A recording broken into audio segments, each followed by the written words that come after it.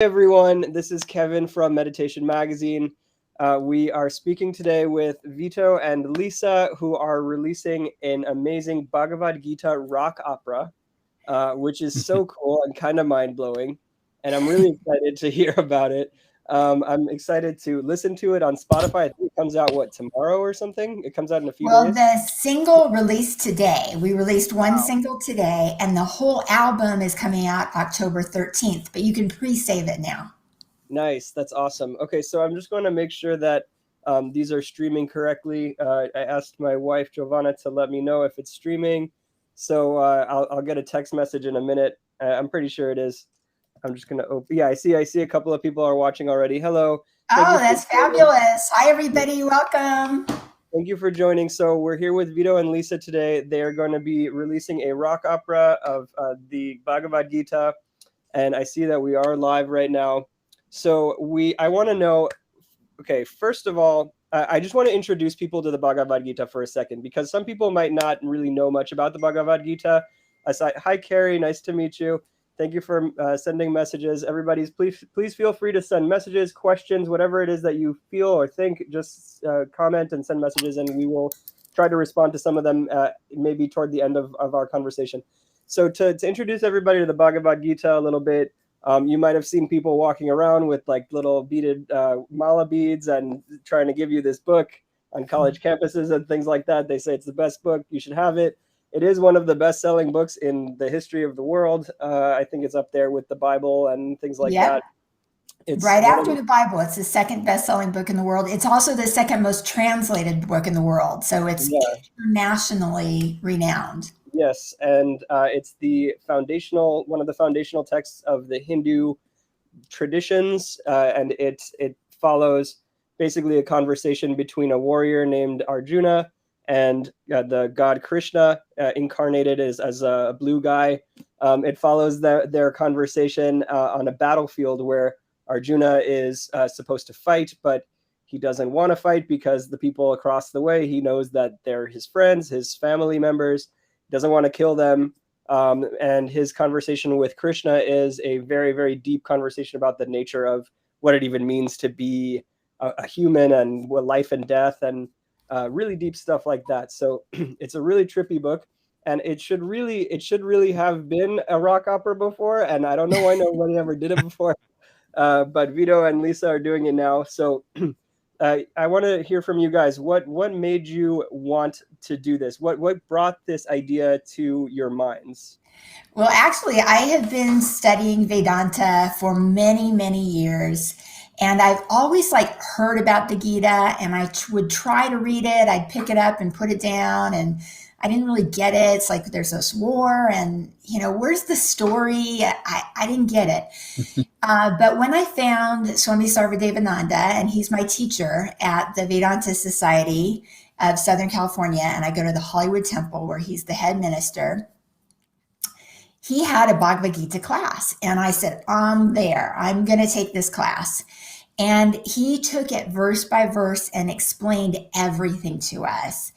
And I realized that, when the Gita is written, it's written in Sanskrit, and it's originally written as a song. So when you're saying it in Sanskrit, you can actually have rhythm and rhyme, and that helps you to memorize the verses. When it's translated then into English, it becomes very dry and academic, and it's just kind of like blah, blah, blah, blah, blah, and there's no rhythm, no rhyme, and it's harder to understand, and it's a lot harder to memorize. So when Swami was telling me in our class that we should memorize these verses, I thought, how am I going to do this? Well, maybe I'll turn it into a poem. And I had back in the 90s a record label, and I wrote songs. And so when I was writing these verses, I would hear the rhythm in my head like a song or like a poem. And for a while, I kept it secret because I wanted to make sure I was really respecting the text and not doing anything that was, wrong or something I shouldn't be doing into this sacred text, like who am I, this little white chick from LA trying to rewrite the Bhagavad Gita. But then I went to Swami and showed him what I had, and he loved it. Absolutely loved it. So that gave me encouragement to just keep going and keep writing. So I ended up writing the whole thing and I turned it into a book. And here's the book. Ta-da-da! And this is the one that has commentary with it. I have several different versions. I have the one that's with color pictures on the inside, and see here's it has illustrations by Rajesh Nagulakonda. We had like such an exciting process of delivering this whole thing, and so then the book was done, and I thought this was in November of 17. The book was done. So just a couple months after that, I thought, okay, now I want to do the album. And how do I go about it? And luckily, I have this very dear friend named Vito Grigoli, who's produced music like crazy. He's super good in the New Age world arena. He plays all these different Indian instruments. I thought, I'm going to get Vito on this with me. And I did. So, and that's kind of long story short, how we got to this process. And so we decided every chapter is going to be a song. And we just kind of went from there and did it one by one by one in order. And here we are.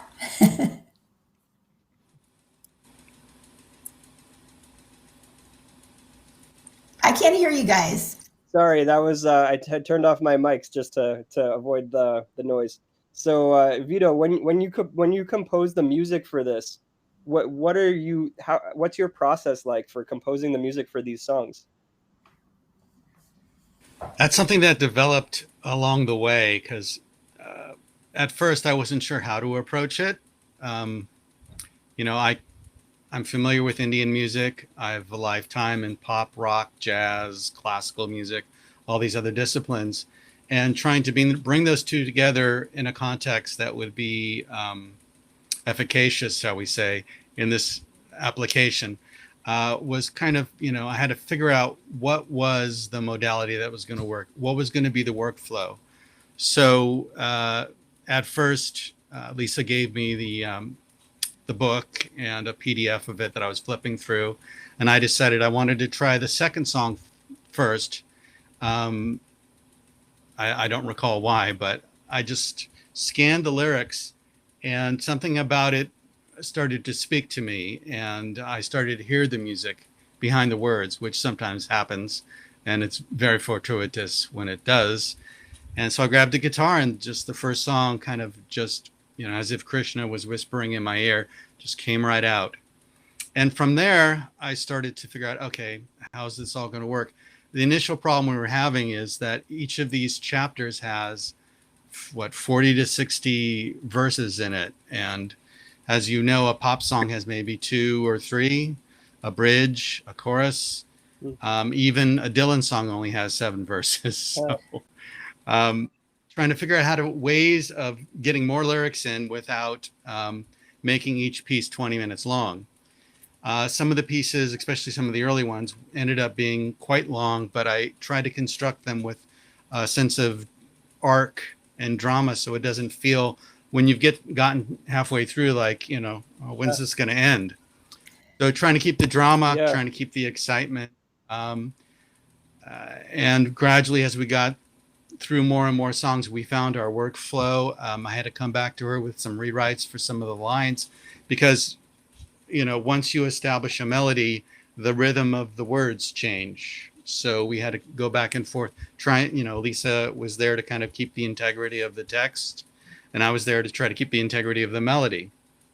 Wow. Which brings me to using the India raga system on each song in order to kind of ground it in a sense of integrity of not just the text, but of the music. So even though every song is in the pop rock format, each of the melodies is based on a raga. And for those of you who don't know what a raga is, it's essentially a series of motifs and melodies that an Indian musician will use to improvise on. So it's not quite, here's the melody, and it's not quite, here's the scale. It's somewhere in between. And so before I started each song, I would decide, what rag, scale motif would work best with it. Take those, put them into a melody, and you'd have to keep that locked in for the whole piece. So that was very, very challenging to do. More challenging than I probably needed to be, but I really wanted to have that grounding. And I'm using some Indian instruments. I play a little sitar, and we had tabla player, a bansuri player, a sangrangi player, but still I wanted to have it grounded, the actual pieces themselves in that. So I guess that's a sort of answer to your question. Yeah, that's cool. So, like you were mentioning that it's the songs are long. Like, how long are they? What's the length of each song, and like the whole thing? What's the length of it? I think the shortest one's maybe 4 minutes. The longest one I think is 8. As we started a workflow, it was easier to figure out tricks to get more lyrics in. Because there's just a lot of words there. Yeah, but does it feel crammed in, or does it feel like you can really understand what's going on? No, that's where the art comes in. Trying to make it interesting, trying to make it flow, trying to make it sound natural. Yeah, you don't want it to sound like. I had to really dial in what is the essence of this chapter? What is the core message of this chapter? How can we have to differentiate between all of the chapters too? Because in the real Bhagavad Gita, there's 700 verses. Then in my book, I brought it down to like 400 verses. And I didn't count how we are in the album now, but I would say probably 200 verses, so we kept whittling it down. So it's the very essence, and Krishna doesn't repeat himself like he does in the Gita. It's all fresh. Every song has its own unique quality and melody and theme to go with it. And it really worked out great. That's a smart idea to whittle it down and take out some of the repetitive parts, because it is a very thick, this has interpretations and stuff in it, but it's very daunting when you try to approach this type of book. You know what I mean? Exactly. I think it's, listen to some songs, it sounds way easier to digest. You know what I mean? Right. And I took out all the exposition. I took out all the peripheral characters. It's just Arjuna and Krishna. And, from the problem with, I was going to say, the thing about having it just be Arjuna and Krishna is that now we have basically Arjuna will ask a question and Krishna will talk for a bunch of pages. Right, Lisa? So what we had to do is try to make it so it felt more like an interaction, more like a song, and less like Krishna reading a laundry list of things you should do to be a good person. And that was very challenging, and I think we overcame that quite well. Yeah, that's a really good idea, to kind of make it more of an interaction between the two rather than like a more like a prompt and a monologue. I agree that sounds more engaging. So yeah. I want to know I think that probably a lot of people that are our readers also have never really fully gotten through this whole book. So I want to know what do you feel like is the core, I know that you're saying that Arjuna and Krishna having the conversation, but like, what do you feel like is the core, I don't want to call it a message, but like maybe insight or wisdom of the book and of that you've encapsulated in the rock opera? Right. It's definitely that we each have a purpose in this lifetime, and there are different ways to get to that purpose, but that purpose is to know who we are, to have that self-realization. You can call it enlightenment, moksha, God consciousness, universal consciousness, whatever it is. We each have that, and there's different ways to get there. And so we need to figure out for ourselves that that's our priority. And now how are we going to get there? And then, so Krishna outlines the various ways there are to get there. Like karma yoga, the path of action and service, which he recommends to Arjuna because Arjuna is an archer and he's very active, And then there's a path of jnana yoga, which is like study and reading and teaching and learning and, all that kind of stuff. And Raja Yoga, which is self-inquiry and meditation and just being still, being in nature. And then Bhakti Yoga, which is the path of love. And we learn a lot about that through our relationships. And the goal with Bhakti Yoga is to love everyone as you love God, because they are, the God essence is in them. When you look at them, what you are seeing is the God essence. And so we're all connected in that way. Wow. Yeah. What are you most excited about right now in terms of the launch? So you've launched this beautiful rock opera today. I actually, do we have, is there a way that we could play some of that right now? Is that something that we could do in this live stream? Yeah, Vito, you probably can pull something up, right? Probably would be best if I sent you the YouTube link. Mm-hmm. And then I could open Would that be good? And, yeah, I think I could open it and I could share my screen so that people could. You could also put it in the chat. That'd be awesome. I think you could put it in the chat. That'd be awesome. So, Vito, can you see this chat? On the right side of the screen, there's a chat that you could put the YouTube link. Then anybody who comes here can click on it, and then they could watch it also later. But we could play a little bit of it right now too. Oh, there really we are. great. Okay, so let me. I got the information. Great. So the song we're going to play for you is the first song that we wrote together, and it's inspired by chapter 2 of Song Divine, and it's called Know Who You Are. And we got Sonu Nigam to sing this song for us. And if you have ever been to India, you probably know who Sonu Nigam is. Or if you have anyone who lives in India, ask them. They will freak out. They love Sonu Nigam. Vito, I think that's the one with the Hindi subtitles. Can you put the other one, the one with the English subtitles? No, that's the one with English. That's English. Oh, I have a different link for that. Okay, I'm gonna share my screen, and then I think I can share the screen. Hang on 1 second. Share. Okay, so that's like in 7 screen, and here we go. Can you see this? Can you see my screen here? Yes. Yes. Okay, so I'm just gonna play a little bit of it, and we'll play maybe a couple of minutes, and then we'll come back to the conversation. Okay.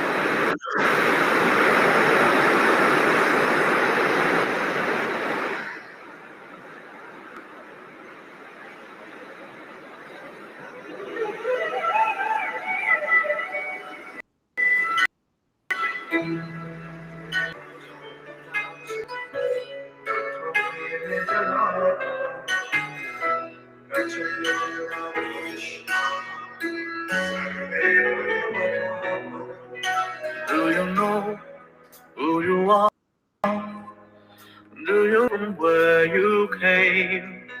When you understand the truth, life will never be the same. Never was there a time when there was not a we. Never will there come a time when any of us cease to be. Do you know who you are? You're not this body, this garment that gets shed. You are what continues on this infinite thread. You cast off what are clothes, and those that you are whole. The soul casts off a worn-out shell and enters into one that's new. Do you know who you are?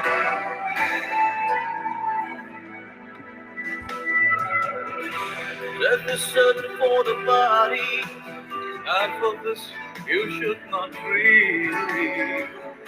The Atma who dwells in each of us is indestructible and free. It can't be cut or burned. It can't be wet or withered. It's all pervading. It is the same forever, forever. The surface, the one that's you, unmanifest, unchanging. Therefore, know it to be so. You won't waste your time breathing. That comes through all who are born. It is unavoidable. But comes through those who die. As a part of the karmic cycle. Do you know who you are? But the self to running on all bodies never dies, cannot be slain. Though the body may be wounded, the soul doesn't feel pain. Consider your own karma, from which you should not waver. Do your duty as a warrior, and don't refuse distractions. Labor.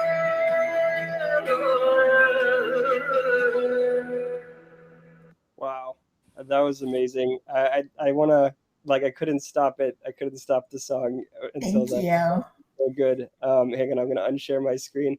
There's still more to that song. I just played the beginning of it, or the first half or so, but that was epic. I just Thank found myself you. going like this while I was listening. Oh my God. Yeah, that was so I know. beautiful. Can you imagine, like, everybody, when you learn these words and you sing them to yourself, how empowering it is and how uplifting and inspiring it is? That's what we were going for. That's Yeah. what the Bhagavad Gita is all about. And I think a lot of Westerners are just so intimidated by the book when they see it like the version you have. And this makes it super accessible. Like, oh, this is what the Gita says. This is beautiful. I get it, Mhm.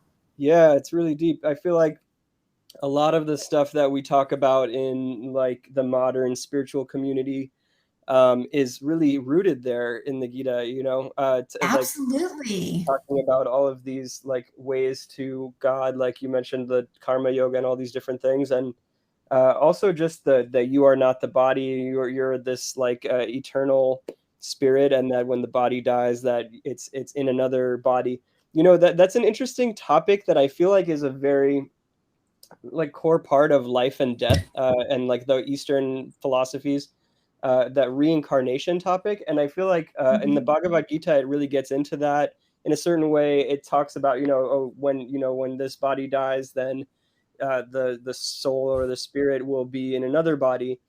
And so to me, I've heard a lot of different ways of understanding reincarnation, and I feel like it's not something that's in our modern paradigm so much. So it kind of like makes people think like, oh, is that like a mythology, or what is that?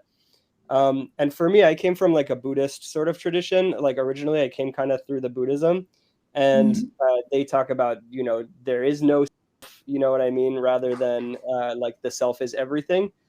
So if there is no self, then what's reincarnated? You know what I mean? But I think Alan Watts has this great way of looking at it. I don't know if you guys know Alan Watts. Like he was a Yes, great of course. Very well. Very, very well.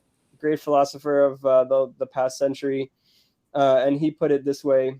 He said, when everybody knows that, I'm just going to paraphrase, everybody knows that when one being dies, when one human dies, other humans are born, right? And basically, like, if we think of ourselves as consciousness, we are in all of those. We're in all of these humans. We're in all of these animals, these creatures.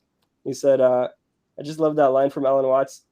All beings in all galaxies, you are all of them. Yes. That's kind of how I look at reincarnation. I know that other people look at it in a different way, like, you're just one at a time, rather than, you're all of the beings. Like, what do you guys think?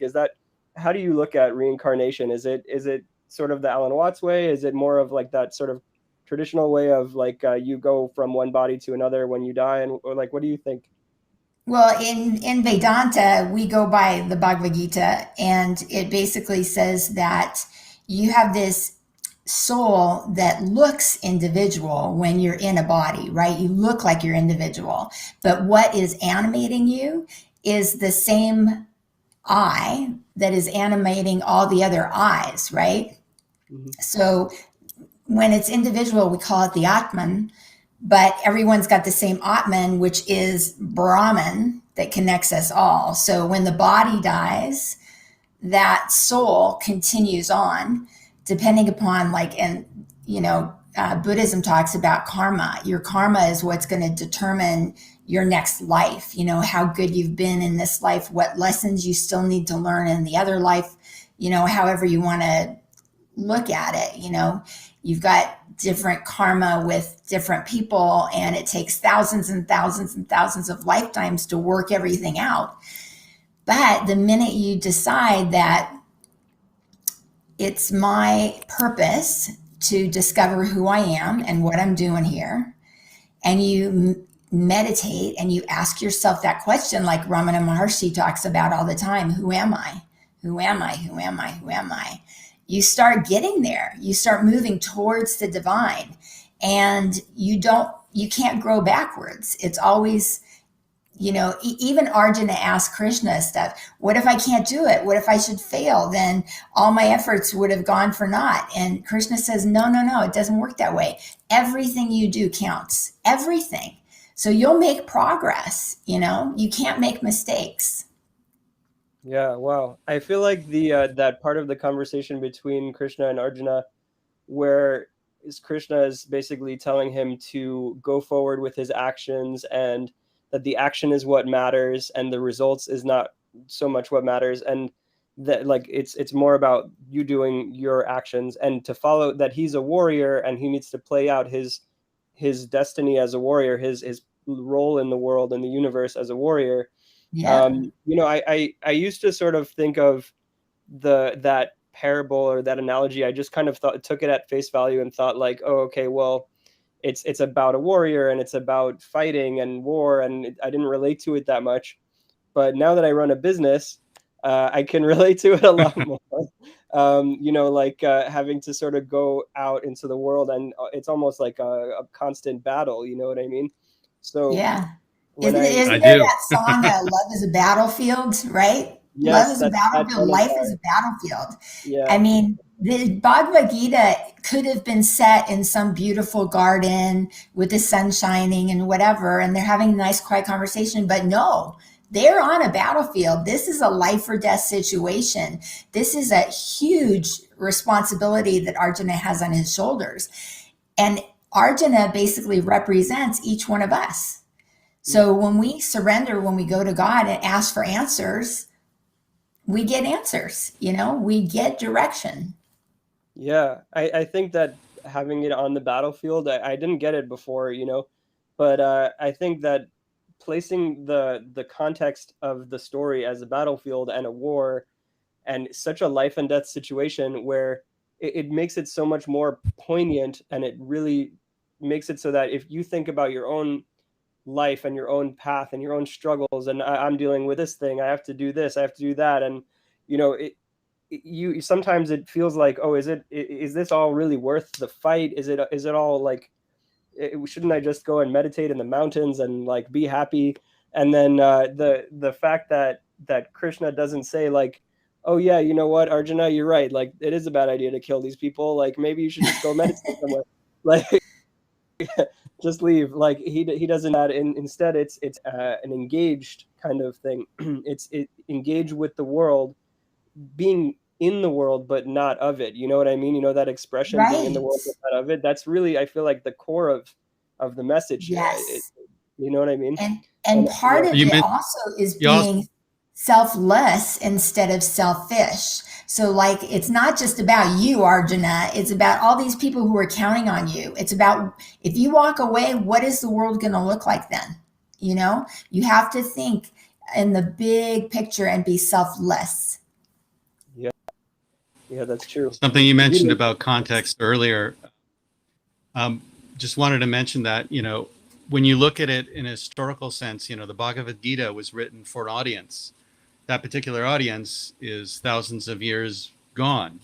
So they're being spoken to in the language that they would understand, in a context that they would understand. So part of our remit in doing this book and about cutting out all the contextual elements is trying to bring it into the present day. The same way when you look at the Bible, you have to think, all right, this is someone writing to people who are of the Jewish tribe in the year XXXX, and you have to understand the context, because if you don't understand the context, then you get the message in a different way. The same way other people had different values 5,000 years ago than they do today. The same way, today slavery isn't okay, but 400 years ago, it was business. So you have to understand the context of everything that you're looking at. I come from a Buddhist tradition. I look at the Buddhism in a historical context too, and you try to glean from it what is applicable to us today. And I think what Lisa has done is a great job of making ancient wisdom with a modern style, so to speak. Yes, absolutely. I totally agree. So I'm really looking forward to listening to. I guess this is the one that you just released today. Is that the one that you just released today? Yeah, that's when we released today. And that's on Spotify. The album comes out October 13th. Yeah, Right. Yes, it's on excited Spotify, about that. Amazon, and iTunes. Yeah, that's my birthday, so I'm gonna consider it a present to me. Thank you for releasing it on that day. Yeah. Awesome. So wait, My birthday's do you next have week. the Spotify? Can you send the Spotify link in the chat here? I don't know if you can send it in the chat. Can you send the Spotify link in the chat? Do you think? Yeah. Yeah, that would be great. Let me work that out. Send it to the first song that was released already. Send that link, and then people can follow your Spotify from there.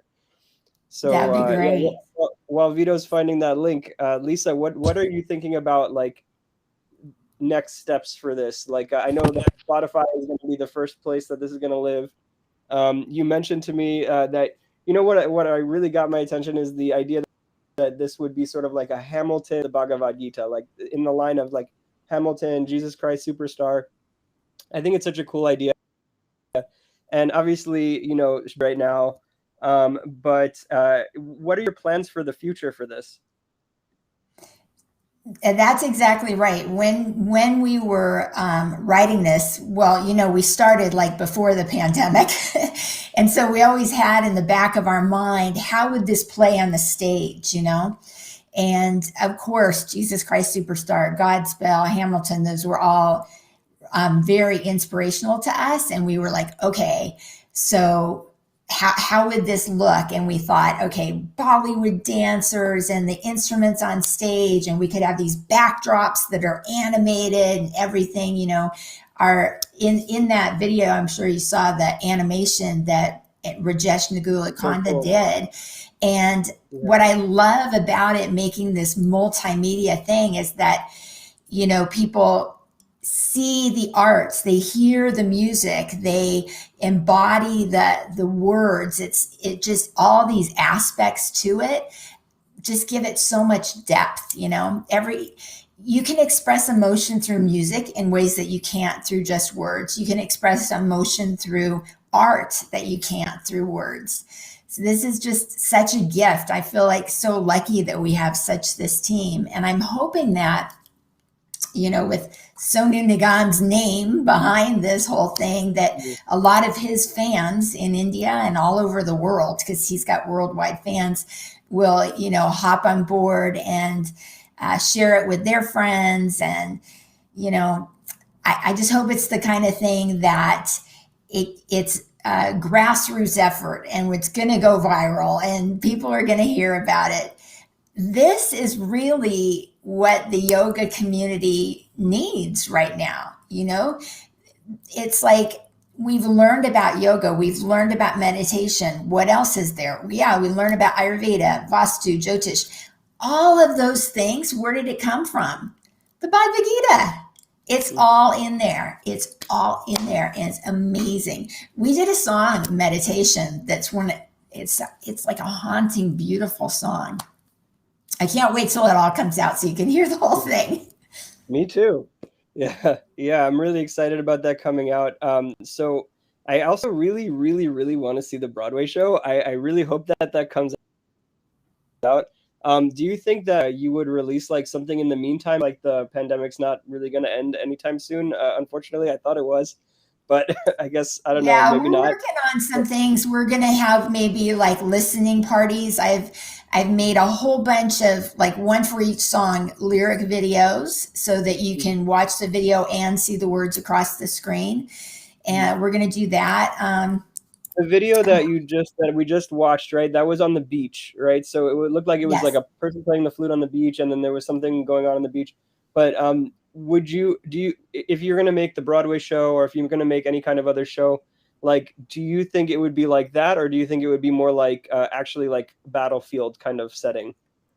I think we do it on a battlefield, but a lot of it is what's going on in Arjuna's mind too, right? So it's very mystical.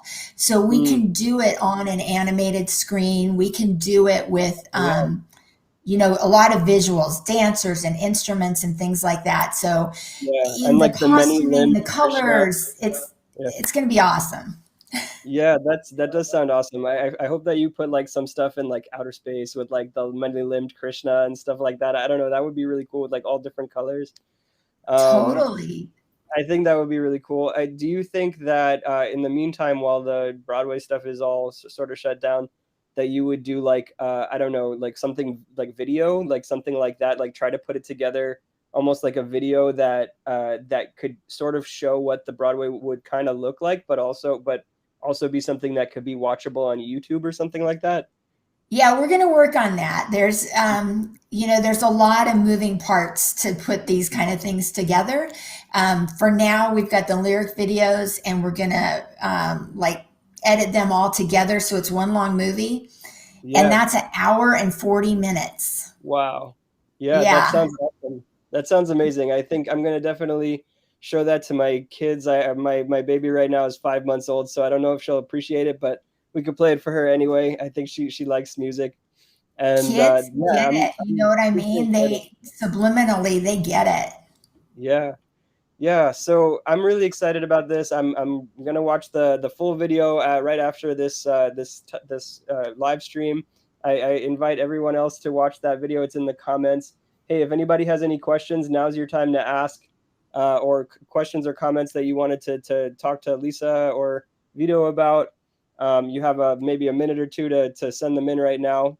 And yeah, wow. So I'm so excited about this. I'm gonna listen to the video now. And do you guys have any closing thoughts about what people can do to engage with your content that you're putting out there? We've got a website, songdivine.com, and at that website, you can see lots of ways that you can engage. I've got an email newsletter called the Daily Gita that sends you one message a day, starting with day one of when you sign up.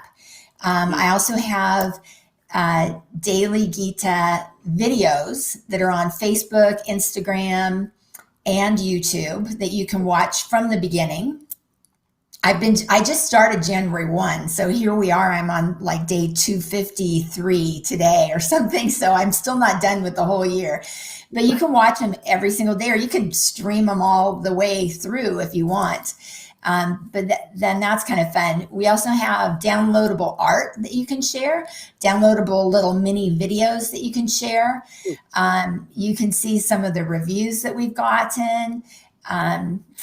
Yeah, it's just a great way. It's a great hub where you can get the links to wherever we're streaming to.